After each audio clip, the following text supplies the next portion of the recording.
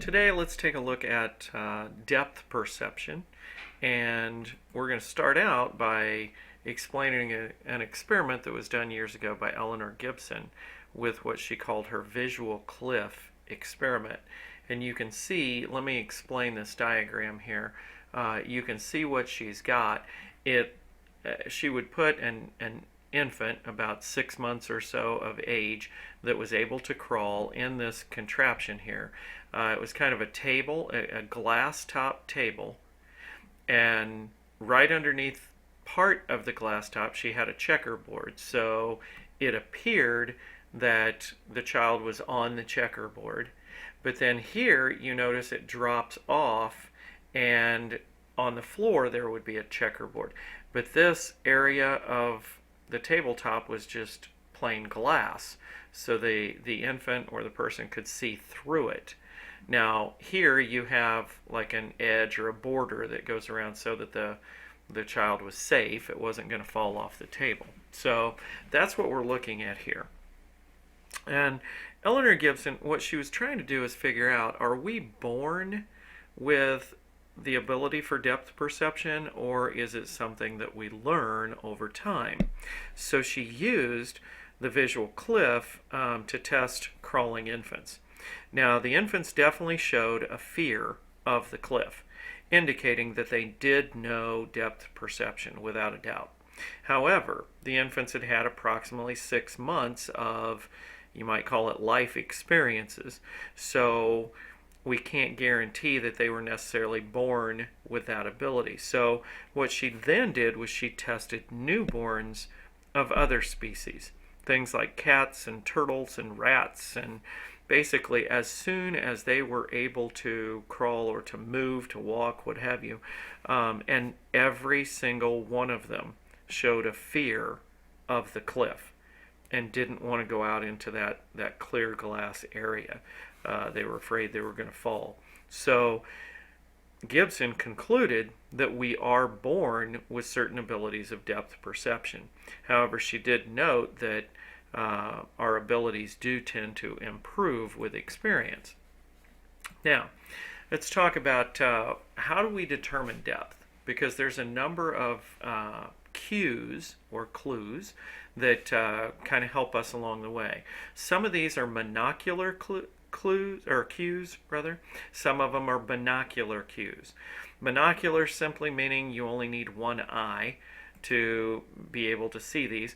Binocular, obviously it'd be two eyes. So let's take a look at some of the cues.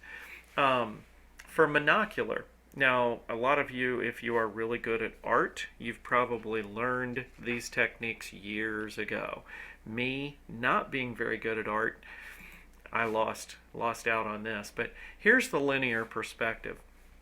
And this, okay, again, you kind of see this picture and it gives you the impression that the railroad is going off into the distance. You get that sense of depth there, because if you look, and they do this with roads and other things, you know, in pictures as well, but the railway takes up the entire width of the picture down at the bottom of the picture, but then it goes up to a point, basically a single point here in the distance. And so again, it kind of gives us that impression that that's going off away from us. Okay? Second cue is interposition. And here we have two playing cards, and obviously you can see all of one of the cards, you see part of another, so it gives you the impression right away that the card on the left is in front of the card on the right. Relative size. When you look at this, you see people that are approximately the same height, but yet in the picture they're very different. Okay, for example, this person here on the left, you're only seeing literally half of that picture or half of that person, whereas this person in the distance, you're seeing all of them, and they're a tiny little person compared to this person here. But we know that these things are approximately the same height. So again, it kind of gives us the sense that we must be looking into the distance. Texture gradients. This basically saying that the more texture and this is a gross picture, I know, but the more texture that we sense in something, that we can see the details of, well, then we perceive it to be closer to us. The stuff out here in the background you see is very, very vague, and we don't see a lot of detail. In many ways, we don't even know for sure what that is, and that gives us the impression that it's further away from us. Shadowing, okay, is another way that we can again kind of perceive that there's depth in this picture. And apparent movement, okay, apparent movement. When we see, for example, if we're driving down the road, down the interstate, and we look down at the lines in the middle of the road, they appear to be moving very quickly. And yet, we're going the same speed. We look out the window, and the old farmer's barn that is in the distance, it's sitting there, and it appears to be sitting still. And it takes us forever to get past that old barn. But these lines are rapidly moving quicker. So basically, things that are moving faster like that, we perceive them to be closer to us, okay, as opposed to the old farmer's barn that's in the distance. All of these are monocular cues, meaning that, you know, even a person who only had one eye to view these things, they would understand these. They would be able to see them. Now, optical illusions, okay, and you see this picture. We'll take a look at some optical illusions here in a second. But basically, optical illusions are false visual perceptions. Things that kind of give us a certain impression even though it may not be true. For example, some very common ones that you're probably familiar with. A person who wants to look less tall should wear stripes horizontal. Okay, if they wear a shirt, they should choose shirts with horizontal stripes because it makes them appear to be shorter. People who wish to look taller should wear vertical stripes because, again, the vertical stripes make us think that that person's a little bit taller. It gives that perception. Females always know this one, but some of the guys do. People who wear black appear to be thinner. Okay, so again, those are some very basic optical illusions that kind of give us a false impression sometimes.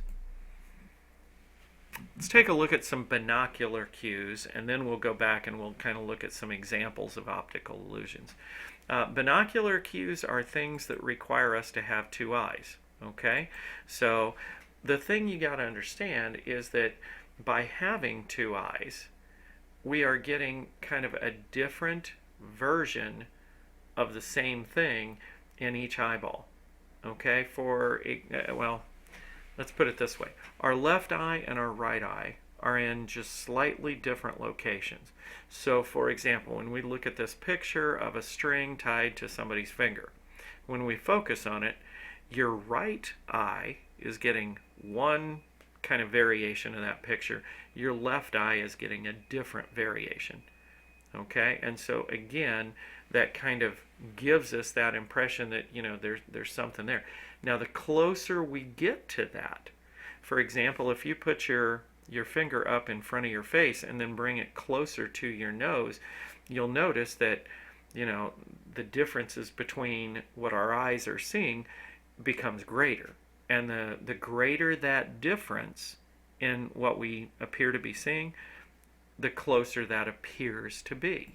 Now, there's another thing, okay? When you do that same experiment, okay, you take your finger in front of your face and then you bring it in. If you bring it all the way in and focus on it until it touches your nose, what happens is your eyeballs literally come together to stay focused on the object, and that convergence, that muscle convergence, again tells our brain something's getting very close to us.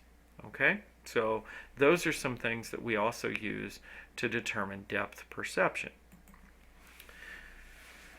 Now, a lot of times, what we were talking about a minute ago with the optical illusions, it's because we have kind of an ambiguous picture or something that's giving us problems determining the depth. feel free on any of these. I'm going to kind of flip through just a variety of optical illusions, but feel free to pause the screen, take a look at each of them as long as you want. But here it's like, for example, if we just focus on the cube in the top left, which way is the cube facing? And if you stare at that long enough, you're going to notice that in one way you look at it and it appears that it's kind of facing like to the top and to your left, but then all of a sudden it will flip, your eyes will change and it'll flip, and now, for example, it appears to be facing the lower right. So it just depends, it kind of flips back and forth. Each one of these objects creates kind of a different illusion. Feel free to take a look at these. Here, sidewalk art. Now this is actually a flat picture on a sidewalk, but it obviously appears to be something totally different. Here's another example of sidewalk art.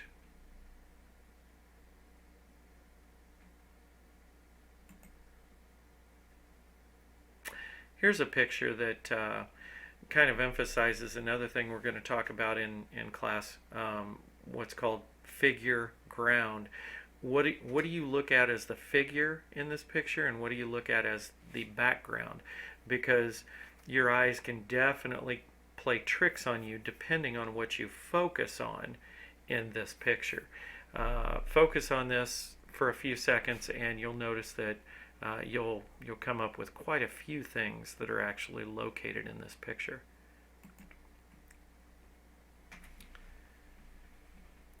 Here again, another example of things that appear to be coming out of either the sidewalk or the wall or what have you, and very bizarre things. It's amazing that people can come up with this and be able to do this, and I still can't draw stick figures.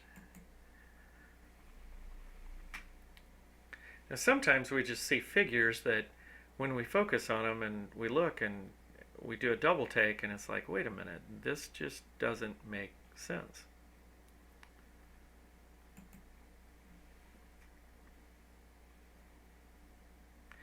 In this, it appears that there's kind of a bubble in this picture kind of coming out at you, toward you in the screen, but in reality, everything in this picture is a straight line.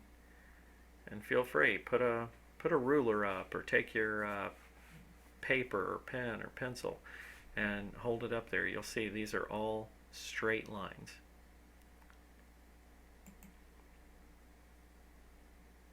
And this is just kind of a neat one. I love these where there's certain things hidden in the picture, and again, like this, how many faces do you see in the picture? And depending on what you look at and where you look in the picture, you're going to see a variety of things. But these are all examples of, very quick and easy examples of optical illusions. And it all has to do with how we perceive depth, whether it be in a picture or whether it be in reality.